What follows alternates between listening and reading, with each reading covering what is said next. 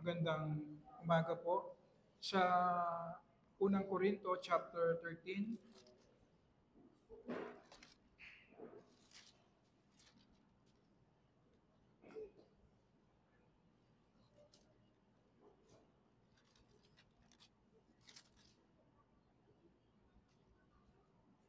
unang Korinto chapter 13, basahin po natin 1 to 7.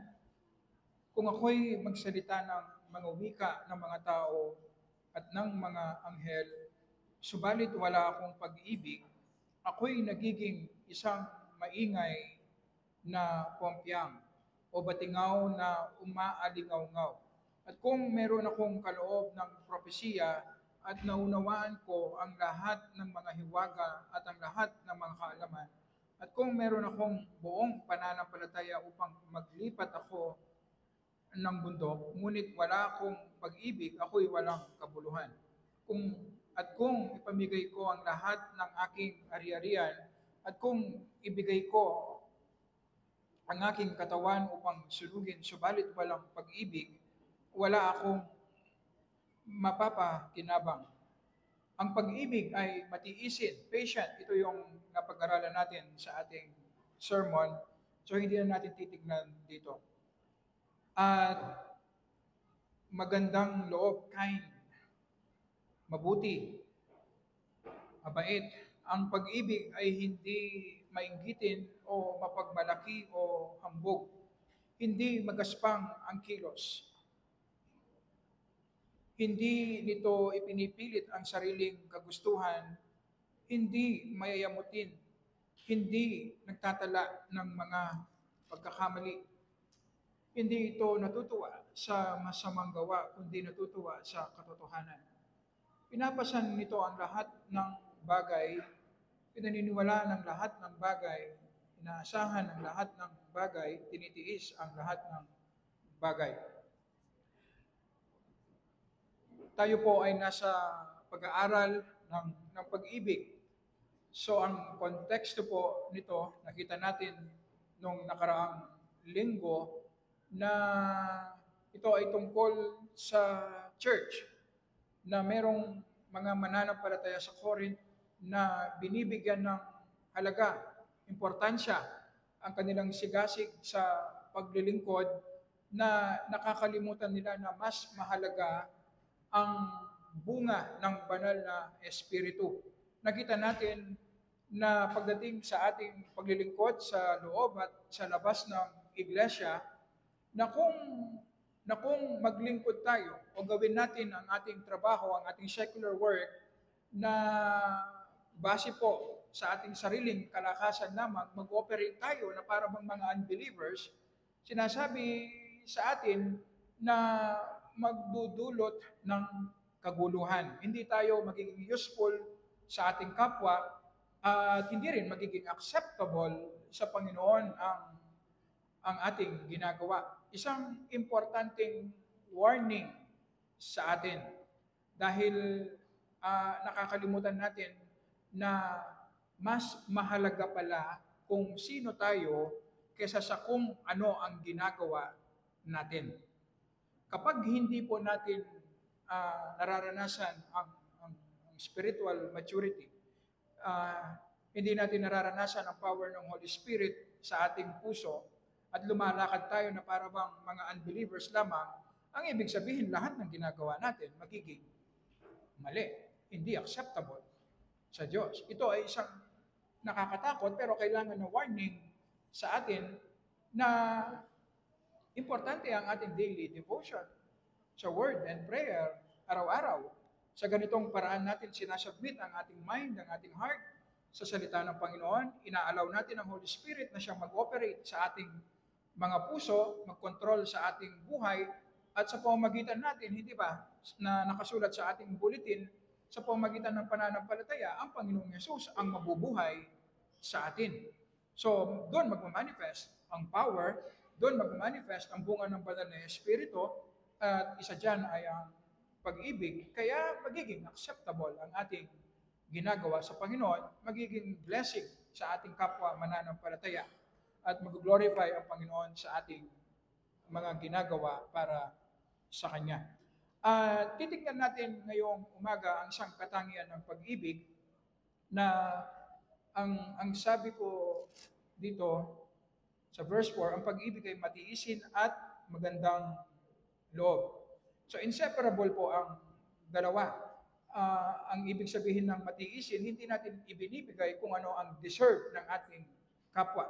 Tinitiis natin ang pagkakamali, kasalanan, at ibinibigay natin kung ano ang hindi nga deserve, ang kabutihang loob, kabutihan, kindness. So ang pag-ibig, makikita po natin, ito ay isang gawa. At makikita po natin dito ang ating Panginoong Yesus. Actually, ang verses 4 to 7 ay description, paglalarawan sa buhay ng ating Panginoong Yesus kung papaano siya umibig. So uh, isang importanteng reminder sa atin na kapag pinag-uusapan ang mga katangian ng pag-ibig, ang pag-ibig sa ating buhay, hindi yan nagmumula sa ating sarili. Hindi natin pwedeng pilitin ang ating sarili na umibig. Ang pag-ibig ay nagmumula yan sa Diyos.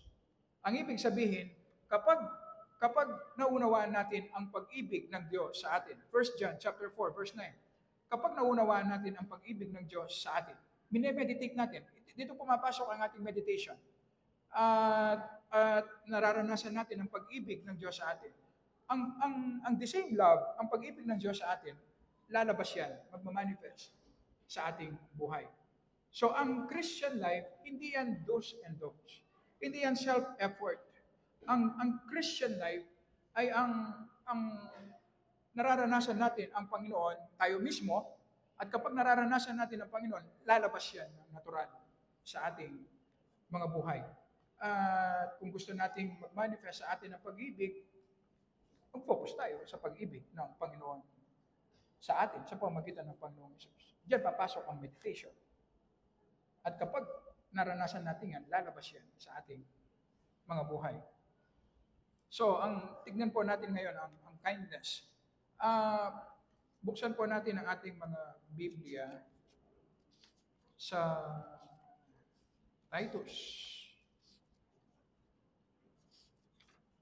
Titus chapter 3, 4 to 5.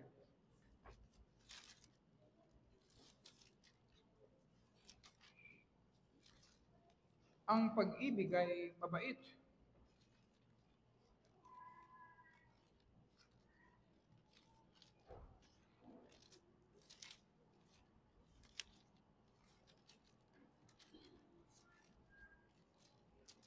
Chapter 3, 4 to 5.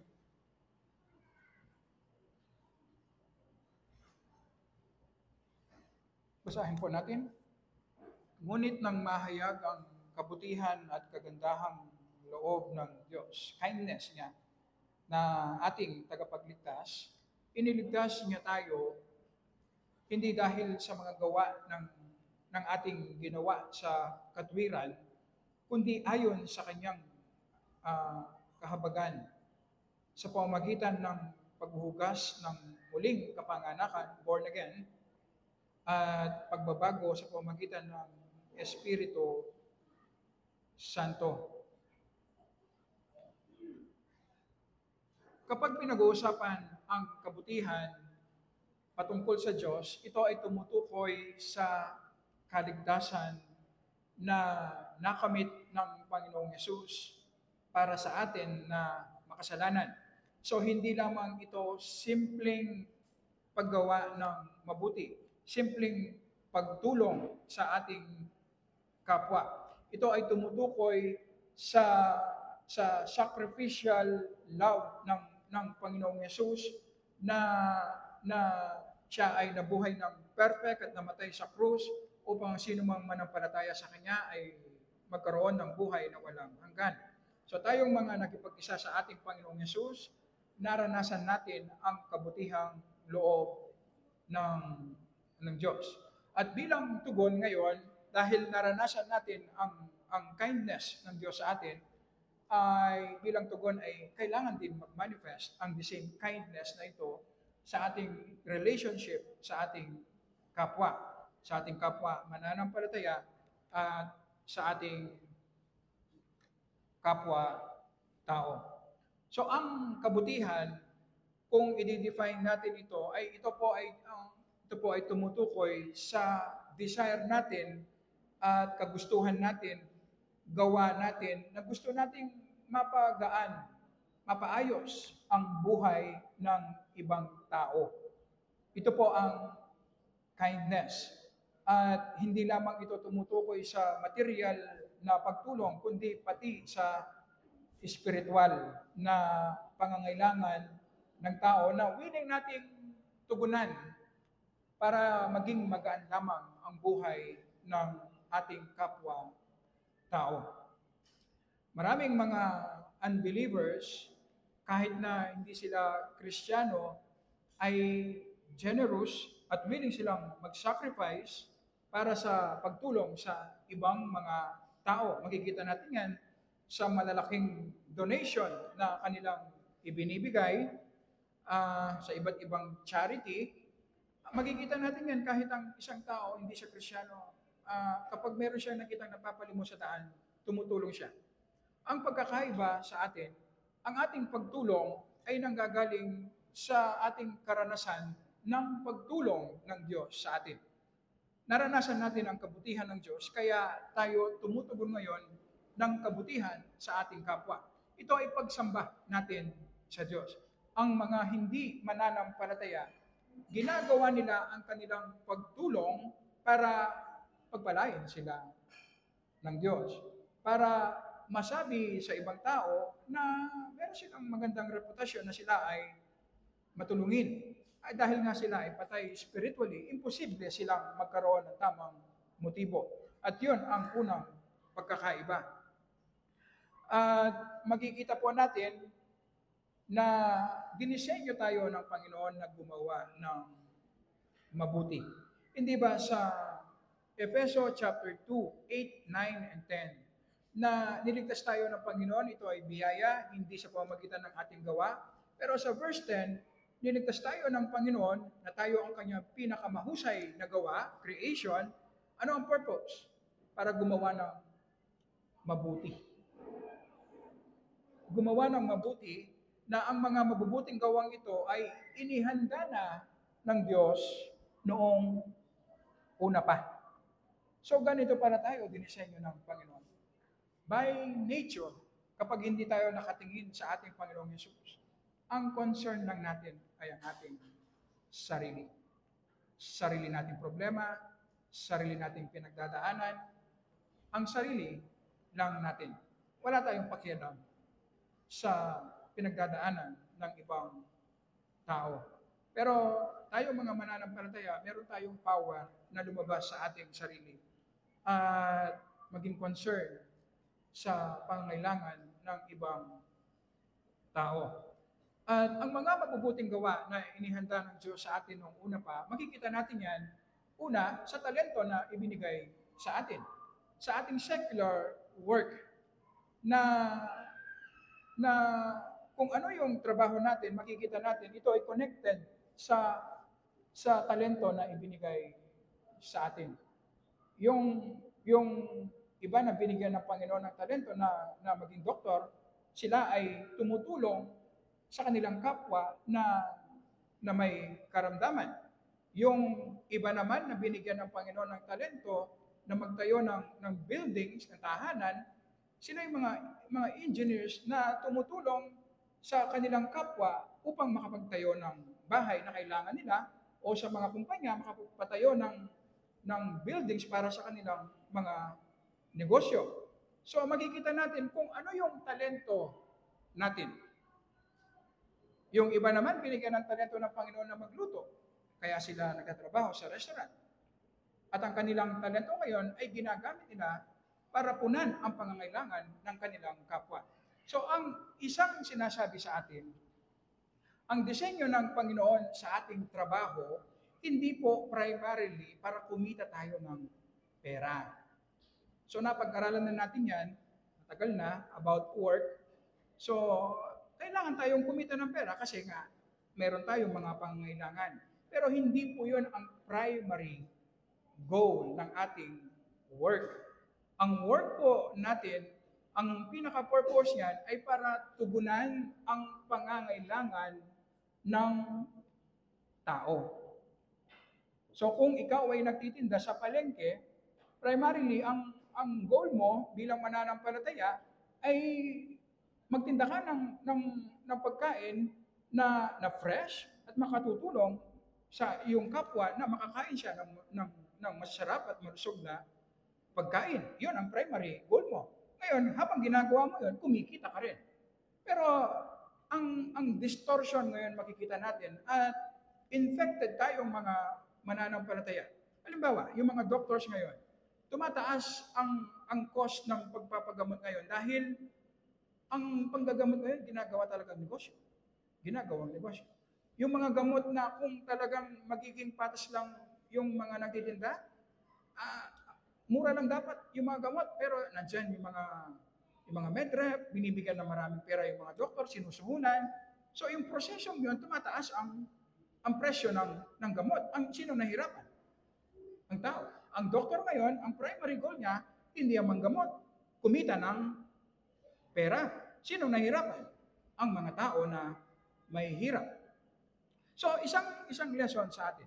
Kung dinisenyo tayo ng Panginoon na gumawa ng mabuti, sa ating trabaho, importante na alam natin, paano ba tayo nakakagawa ng mabuti? Paano ba nagiging pagpapala sa ating kapwa, nakakatulong sa ating kapwa ang trabaho natin? At importante na makita natin na ang primary design, goal ng Panginoon sa ating trabaho ay para punan yung pangangailangan ng ating kapwa. At ang bunga nito ay kumikita tayo ng salapi. At ito yung isang magiging basis natin. May mga pagkakataon na kailangan tayo mag-decide, pumili. Ano ang pipiliin natin? Mas malaking kita pero magiging mabigat para sa ating kapwa? O maliit na kita, kikita pa rin tayo, pero at least makakatulong tayo ng malaki sa ating kapwa. Magiging magaan ang kanilang buhay.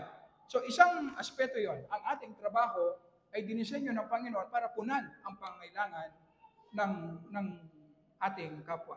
Ang ministry.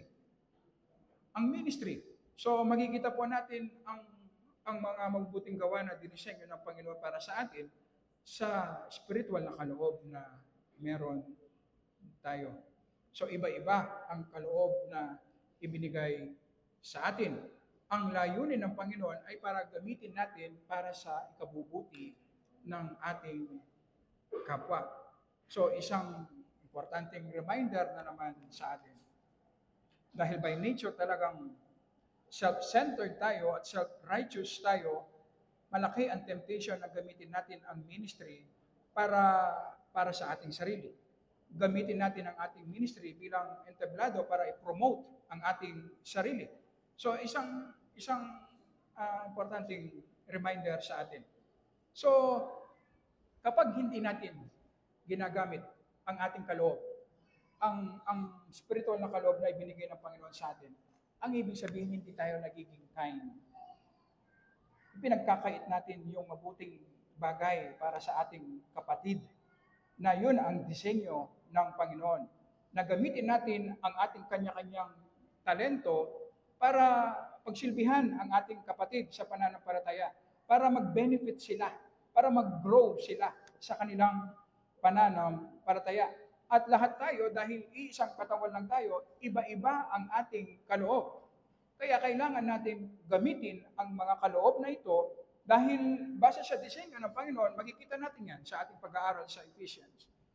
Makikita natin na kapag merong isang member na hindi ginagamit ang kanyang kaloob, ang ibig sabihin, merong nami-miss na blessing ang church. Kasi base sa disenyo ng Panginoon, lahat tayo ay magtatrabaho, lahat gagamitin ang ating kaloob para sa ikalalago lahat nating mga mananampalataya. So wag natin kakalimutan, kapag ginagamit natin ang ating kaloob sa church, sa gawain ng Panginoon, ito ay para sa ikabubuti. Gumagawa tayo ng mabuti para sa ating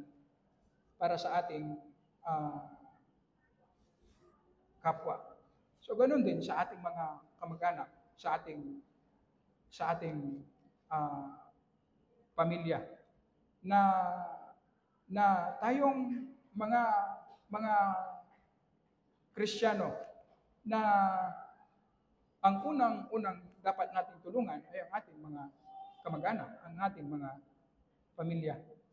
Sa unang Timoteo chapter 6, nung sinabi ni Apostol Pablo ang pagtulong sa mga widow, una muna niyang binigyan ng utos yung mga kamag-anak. Yung mga kamag-anak muna ang unang tutulong.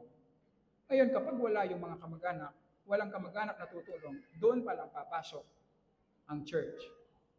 Di ba?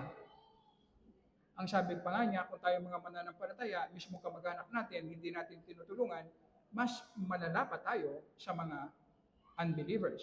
So ito ang tamang proseso. Una munang tumutulong ang mga kamag-anak. Kapag walang kamag-anak talagang tutulong, doon pa lang papasok ang church. So ganyan po ang proseso na ginagawa natin. Kaya ang ating pagtulong, hindi po pare-parehas. At minsan, meron nga pangangailangan, pero dahil meron siyang anak, meron siyang kamag-anak na able financially, hindi tayo papasok. Hindi tayo tutulong bilang isang iglesia.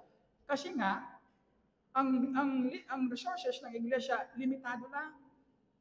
Yung mga kinakailangan lang, doon tayo tumutulong, doon tayo pumapasok. Kung lahat ng pangangailangan natin dito sa church, iasa natin sa church, ano pang gagamitin natin para sa gawain ng Panginoon? Ang goal na lang natin, mabuhay tayo. Mapunan yung ating basic na pangangailangan. Hindi po ganun. Kaya merong pagkasunod-sunod. So tayong mga mananampalataya, ang una nating tinutulungan, yung mga kamag-anak natin, ang ating mga magulang, ang ating mga kapatid na tunay na nangangailangan ng tulong. Kahit naman sa pagtulong natin sa ibang tao, una muna natin tinutulungan yung mga kapatid natin sa pananampalataya. Priority ang ating mga kapatid sa pananampalataya bago yung mga unbelievers na nasa labas. At yan po, makikita po natin sa ating mercy ministry. Kapag nagbigay tayo ng tulong sa ating kapwa mananampalataya, hindi po kamukha nung ginagawa natin pagtulong sa jail o kaya sa Marcos. Ang binibigay nating tulong base sa ating kapasidad, at the same time, substantial para sa pangangailangan ng ating kapwa mananampalataya. Lord willing, isang bagay na gagawin po natin, magkakaroon tayo ng separate fund para sa para sa pagtulong natin sa ating kapwa mananampalataya, para sa pagtulong natin sa ibang mga tao. Magkakaroon ng separate fund na merong magmamanage noon at gagamitin ng tama yung pondo para sa pagtulong. So, iba't ibang paraan para gumawa tayo ng mabuti. Mag-umpisa sa mga maliliit na bagay, kung kumain ka sa restaurant at pinagsilbihan ka ng maayos ng waiter, makatutulong sa waiter na yan kung magbibigay ka na medyo malaki-laking tip, lalo na magkano lang naman yung sweldo ng isang waiter. Kung merong parking attendant na tinulungan ka, alam natin mahirap ang buhay ngayon, kung binigyan mo na medyo malaki-laking tip, makakatulong sa kanyang pagkain. So sa mga maliliit na bagay hanggang patungkol sa ating kaligtasan, makikita po natin ang nire-require na kindness ng Panginoon. So ang isang pinaka-importante na kailangan nating ibigay na tulong sa ating kapwa, especially sa mga unbelievers, ay ang makilala nila ang ating Panginoong Hesus. Sila po ay papunta sa kapahamakan. Ang pinakakailangan nila ay ang makilala nila ang Panginoong Hesus at maranasan nila ang kaligtasan mula sa impyerno. So, magmumula yan sa loob ng bahay, sa ating mga kamag-anak na hindi pa nakakilala sa ating Panginoong Hesus, sa mga tao na nagtatrabaho sa atin, sa ating mga kapitbahay, sa mga tao na nilalapit ng Panginoon. Hindi ba malaking tulong kung ma-share natin ang mabuting balita sa kanila? O kaya naman, ma-invite natin sa church para marinig nila ang mabuting balita. Yun po ang pinaka-mahalagang tulong na kailangan ng ating kapwa tao upang magkaroon sila ng buhay na walang hanggan. At makikita po natin, ang kaligtasan na ibinigay ng Panginoon sa atin, hindi natin deserve. Kahit na tayo ay masama, hindi natin kayang iligtas ang ating sarili, ay ibinigay sa atin. Isang importanteng wag natin kakalimutan. Kapag tumutulong tayo, hindi po sa mga tao, hindi lang sa mga taong deserve nilang silang tulungan. Hindi lang yung mga taong gusto natin. Hindi lang yung mga taong iniisip natin na deserving. Kasi kung iyan ang i-apply natin pagdating sa Diyos, lahat tayo, wala tayong mapapala sa Diyos. Kasi lahat tayo undeserving. So ibig sabihin, kahit yung mga taong ayaw natin, yung mga taong itinuturing nating kaaway, ay kung sila ay may lehitimong pangangailangan, ay willing tayong tumulong. Labanan natin yung urge. Kasi ito yung matagal nating nakasanayan. Na tinutulungan lang natin yung mga taong gusto natin. Yung mga taong iniisip natin na deserving o kaya yung mga taong pwede lang ibalik yung tulong sa atin. Hindi ganyan ang Panginoon sa atin. Hindi tayo deserving, pero ibinigay sa atin ang kaligtasan. Ito ang isang pagkakaiba. Kung tayo ay tumutulong, matitest. Talaga, matitest tayo sa ating understanding, sa kindness ng Panginoon sa atin, kapag merong kapatid o kapwa natin na nangangailangan ng tulong, na yun ay hindi natin gusto ng taong yun, pero nangangailangan ng tulong. So kung paano tayo tumutugol, makikita natin yung understanding natin sa kindness ng Panginoon sa atin. Hindi tayo deserving, pero tinulungan tayo ng Panginoon. Pangatlo, makikita natin ang mercy ng Panginoon, ang kaligtasan na binigay ng Panginoon sa atin. Ang sabi niya, binigyan tayo ng bagong buhay. Binorn again tayo hanggang sa matransform tayo. Binago niya ang ating buhay. Makikita po natin na ang tulong na ibinibigay po natin, dapat po hindi po makakasira sa ating kapwa. So, tayo pong mga tao, dahil ang definition natin ng pagtulong, yung kapag humingi ng tulong para maging masaya yung tao, para walang masabi sa atin, tutulong tayo. Kahit na hindi makakabuti sa ating kapwa. At yan, nakikita natin sa kung paano po natin tinotolerate ang ating mga anak. Yung ating mga anak, sa gustuhan natin maging masaya sila, ibinibigay natin yung mga bagay na hindi naman talaga nila kailangan. At dahil lahat ng gusto nila, ibinibigay natin, nagiging irresponsable ang ating mga anak. Ang tanong sa atin ngayon, nakakatulong ba yung tulong natin? Hindi, nakakasira sa kanila. So ang tulong natin, kamukha ng pagtulong sa atin ng Panginoon, na imbes na magpatuloy tayo sa kasalanan, ay nababago yung buhay natin. So ganun din. Ganun din, ang pagtulong dapat natin, hindi dapat nagiging magaan sa tao na gumawa ng kasalanan. Hindi dapat nagtutulak sa tao na maging irresponsable.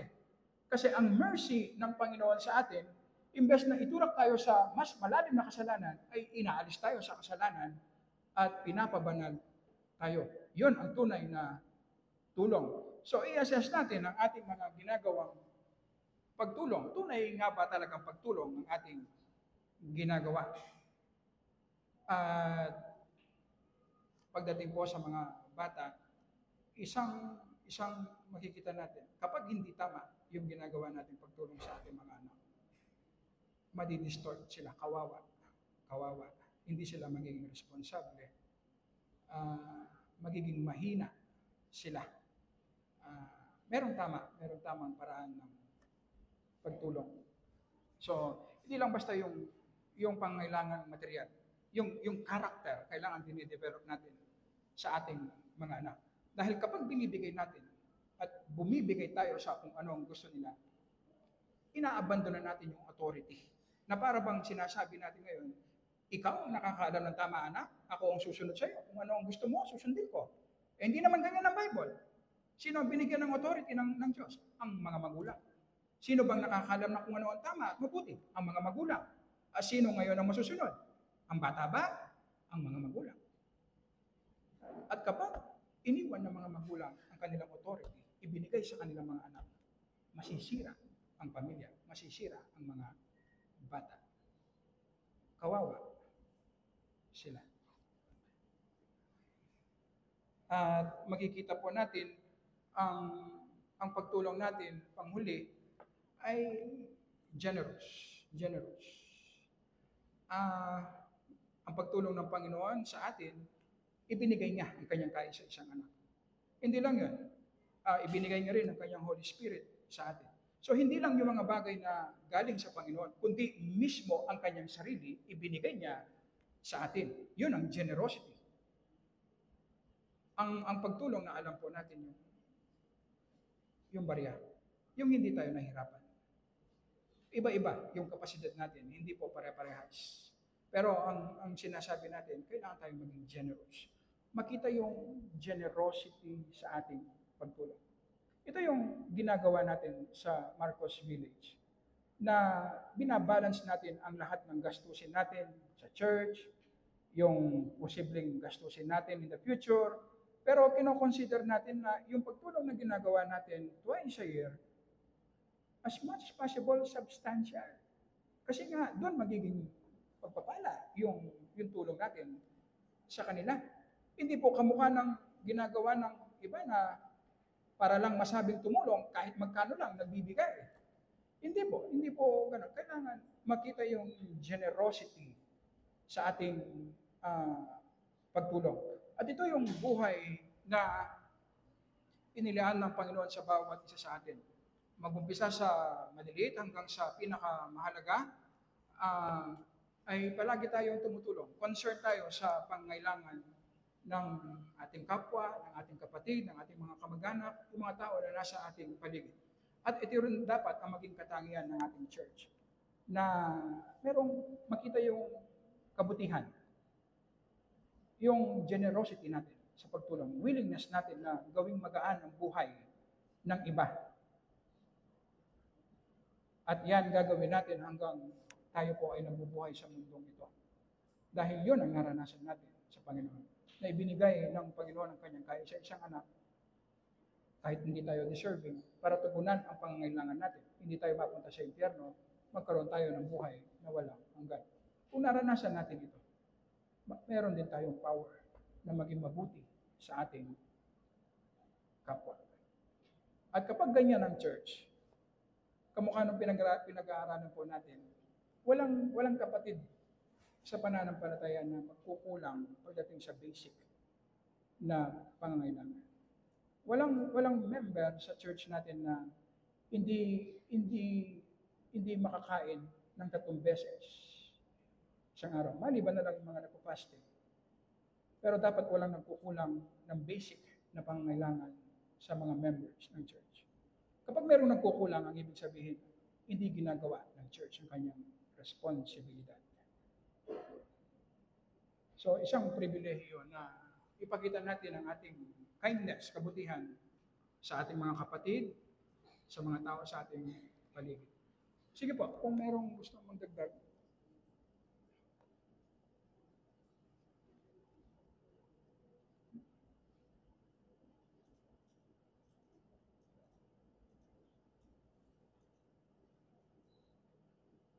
Kung wala po, si Sister Juliet nasaan? Isuke. Kung meron kang gustong sabihin, yan. Suki yan.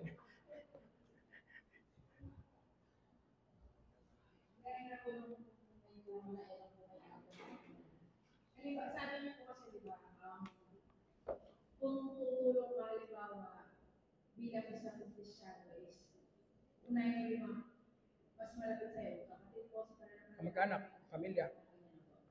Kasi sabi mo sa kanya, halimbawa nagsabay, na may humingi ng tulong. Yung, halimbawa kapitbahay mo, may humingi na kapatid mo, may nakikita sa mga kapatid mo, sa church mo na mas nangangailangan. Una yung pamilya. Una yung pamilya. sabi niyo po kanina, tutulungan din yung mga tao na, Kung meron ka lang excess. so, Siyempre, limited lang yung resources natin.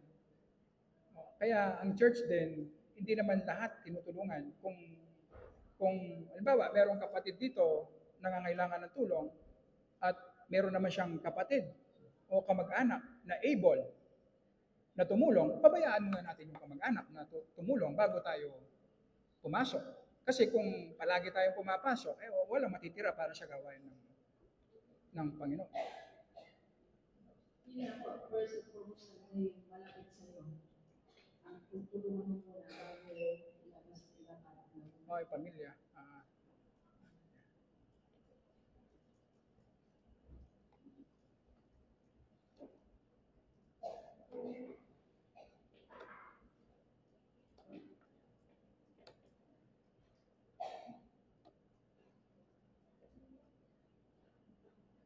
Sige po, kung wala na, si Brother RJ, sarap po tayo sa Panginoon.